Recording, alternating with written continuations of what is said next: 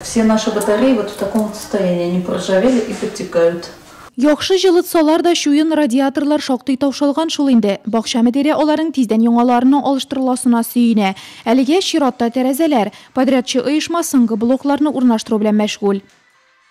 Наш детский сад построен в 1975 году.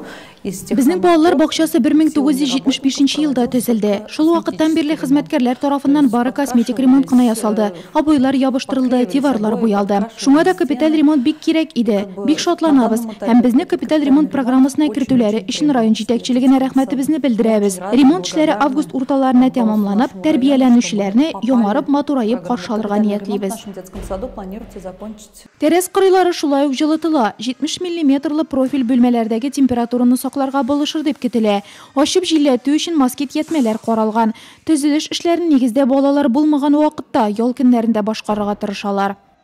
Без бик шат безнең бала бакчасында шундый ремонтларны оештырганнар өчен без булышабыз.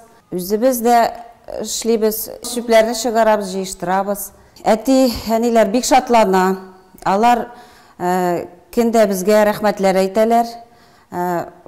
Шундый бик көттеләр алар бу ремонтны. Кайчандыр Башакай авыл хуҗалыгы техникасы предприятиесенең ведомстволы балалар бакчасы булган. 400 ел эчендә бинаның түбәсе дә шактый таушалган шул инде. Капиталь ремонт елак түшәмнәр проблемасында хәл итәр дип көтелә.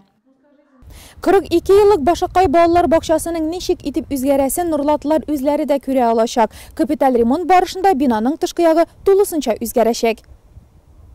55 сабый йөрүче Башакай балалар бакчасы белән бергә быел Нурлатның тагы бер мәктәпкәчә учреждениесе Бал Кырты балалар бакчасы да төзекләндерелә.